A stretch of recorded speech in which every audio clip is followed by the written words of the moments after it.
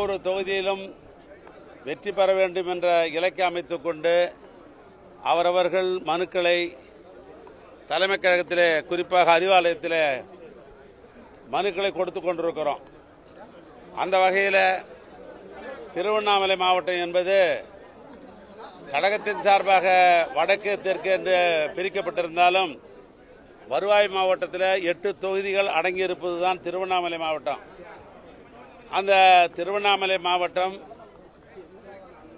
8 தொகுதியிலும் வெற்றி பெற வேண்டும் என்ற அடிப்படையில் தொடர்ந்து கழக நண்பர்கள் சிறப்பாக தேர்தல் பணியை ஆற்றிக் கொண்டிருக்கிறார்கள்.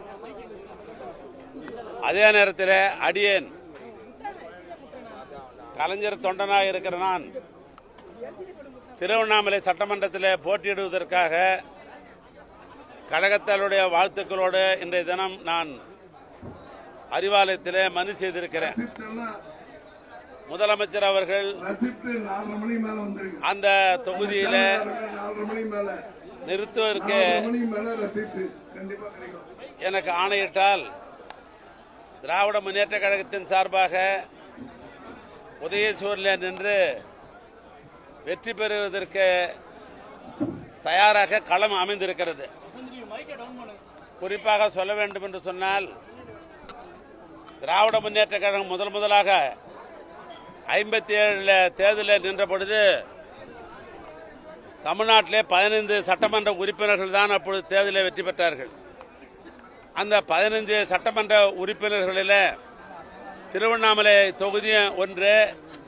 அன்றைக்கு 57 முதலாக திருவண்ணாமலை தொகுதி திராவிட முன்னேற்ற கழகம் உதயசூரியன் வெற்றி பெற்றது. அண்ணன் பாவுசா அவர்கள் இன்று வெற்றி பெற்றார்கள். அதனைத் தொடர்ந்து இன்றைய வரை தொடர்ந்து திராவிட முன்னேற்ற கழகம் அந்த தொகுதியில் வெற்றி பெறுகிறது அல்லது கூட்டணி கட்சி வெற்றி பெறும். இன்னும் பெருமையாக சொல்ல வேண்டும் என்று சொன்னால், இதுவரை திருவண்ணாமலை சட்டமன்ற தொகுதியில் அதிமுக நண்பர்கள் இதுவரைக்கும் வெற்றி பெற்ற வரலாறே இல்லை.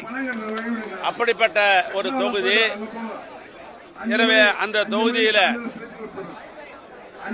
அந்த தொகுதி என்பதை விட திருவண்ணாமலை மாவட்டத்தில் இருக்கிற 8 சட்டமன்ற தொகுதியும் திராவிட முன்னேற்ற கழகமும் திராவிட முன்னேற்ற கழக கூட்டணி கட்சியும் இந்த முறை 100% அங்கே வெற்றி பெறுவதற்கு வாய்ப்பு இருக்கிறது.